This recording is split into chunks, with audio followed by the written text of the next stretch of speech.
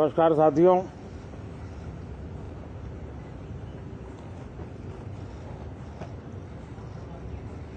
ठंड शायद विलंब से चल रही है और बहुत धीमी गति से ठंड आ रही है,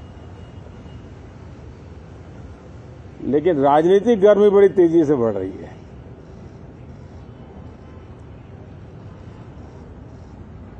कल ही 4 राज्यों के चुनाव नतीजे आए हैं। बहुत ही उत्साहवर्धक परिणाम है। ये उनके लिए उत्साहवर्धक है जो देश के सामान्य मानवी के कल्याण के लिए कमिटेड है, जो देश के उज्जवल भविष्य के लिए समर्पित है, विशेषकर सभी समाजों की, सभी समूहों की, शहर और गांव की महिलाएं, सभी समाज के, सभी समूह के, गांव और शहर के युवा, हर समुदाय के, समाज के किसान और मेरे देश के गरीब, ये 4 ऐसी महत्वपूर्ण जातियां हैं जिनका एम्पावरमेंट, उनके भविष्य को सुनिश्चित करने वाली ठोस योजनाएं और लास्ट माइल डिलीवरी,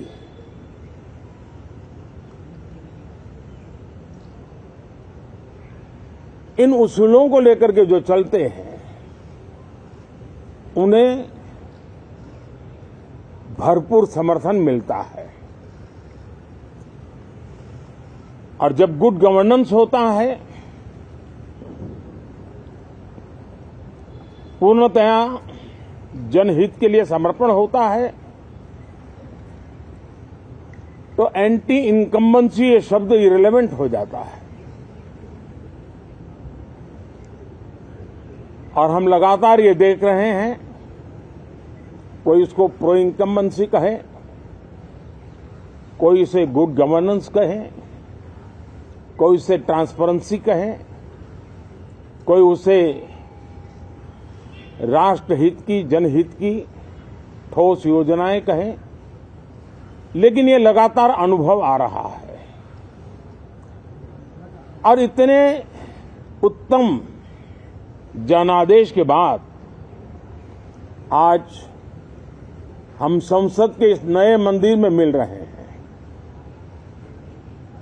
इस संसद भवन के नए परिसर का उद्घाटन हुआ, तब तो एक छोटा सा सत्र था, ऐतिहासिक निर्णय हुआ था, लेकिन इस बार लंबे समय तक इस सदन में कार्य करने का अवसर मिलेगा। नया सदन है, छोटी मोटी अभी भी शायद व्यवस्थाओं में कुछ कमियां महसूस हो सकती हैं। जब लगातार काम चलेगा, सांसदों और विजिटर्स को भी, मीडिया के लोगों को भी ध्यान में आएगा कि इसको जरा अगर ठीक कर लिया जाए तो अच्छा होगा। और मुझे विश्वास है कि आदरणीय उपराष्ट्रपति जी और आदरणीय स्पीकर महोदय के नेतृत्व में उन चीजों की तरफ पूरी तरह निगरानी है। और आपसे भी मैं कहूंगा, कोई चीज ऐसी छोटी मोटी आपके ध्यान में आए तो जरूर आप ध्यान आकर्षित करना, क्योंकि ये चीजें जब बनती हैं तो आवश्यकता के अनुसार बदलाव की भी जरूरत होती है। देश ने नकारात्मकता को नकारा है। मैं लगातार सत्र के प्रारंभ में विपक्ष के साथियों के साथ हमारा विचार विमर्श होता है, हमारी मेन टीम उनसे चर्चा करती है। मिलकर के भी सबके सहयोग के लिए हम हमेशा प्रार्थना करते हैं, आग्रह करते हैं। इस बार भी इस प्रकार की सारी प्रक्रियाएं कर ली गई हैं और आपके माध्यम से भी मैं सार्वजनिक रूप से हमेशा हमारे सभी सांसदों से आग्रह करता हूं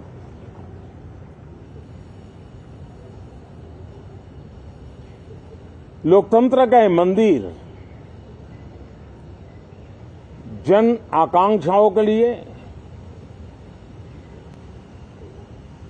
विकसित भारत की नींव को अधिक मजबूत बनाने के लिए बहुत महत्वपूर्ण मंच है। मैं सभी माननीय सांसदों से आग्रह कर रहा हूं कि वो ज्यादा से ज्यादा तैयारी करके आएं। सदन में जो भी बिल रखे जाए उस पर गहन चर्चा हो, उत्तम से उत्तम सुझाव आए और उन सुझावों के द्वारा, क्योंकि जब एक सांसद सुझाव देता है तो जमीनी अनुभव का उसमें बहुत ही उत्तम तत्व होता है, लेकिन अगर चर्चा ही नहीं होती है तो देश उससे मिस करता है उन चीजों को। और इसलिए मैं फिर से आग्रह करता हूं, और अगर मैं वर्तमान चुनाव नतीजों के आधार पर कहूं तो जो विपक्ष में बैठे हुए साथी हैं, ये उनके लिए गोल्डन अपॉर्चुनिटी है। इस सत्र में पराजय का गुस्सा निकालने की योजना बनाने के बजाय इस पराजय में से सीख करके पिछले 9 साल से चलाई गई नकारात्मकता की प्रवृत्ति को छोड़ करके इस सत्र में अगर सकारात्मकता के साथ आगे बढ़ेंगे तो देश उनके तरफ देखने का दृष्टिकोण बदलेगा, उनके लिए एक नया द्वार खुल सकता है। और वो विपक्ष में है तो भी उनको एक अच्छी एडवाइस दे रहा हूं कि आइए, सकारात्मक विचार लेकर के आइए। अगर हम 10 कदम चलते तो आप 12 कदम करके फैसला लेकर के आइए। हर किसी का भविष्य उज्जवल है, निराश होने की जरूरत नहीं है, लेकिन कृपा करके बाहर के पराजय का गुस्सा सदन में मत उतारना।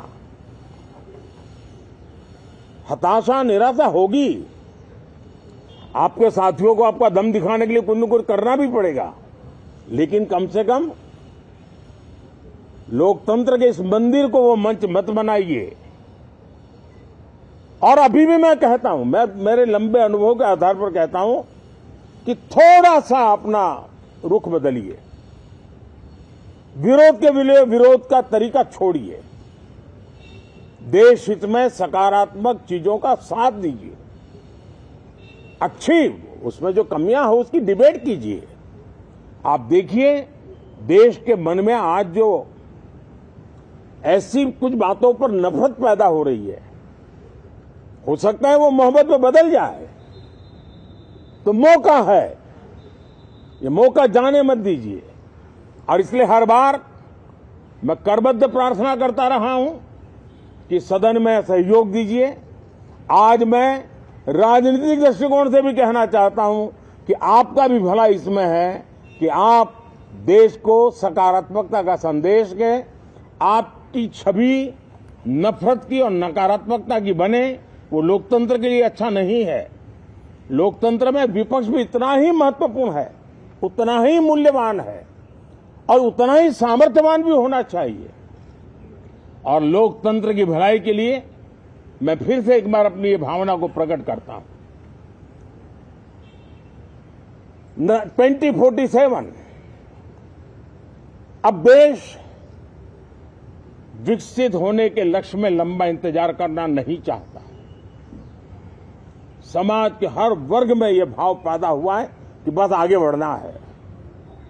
इस भावना को हमारे सभी माननीय सांसद आदर करते हुए सदन को उस मजबूती से आगे बढ़ाएं, यही मेरी उनसे प्रार्थना है। आप सबको भी साथियों मेरी बहुत बहुत शुभकामनाएं हैं। बहुत बहुत धन्यवाद।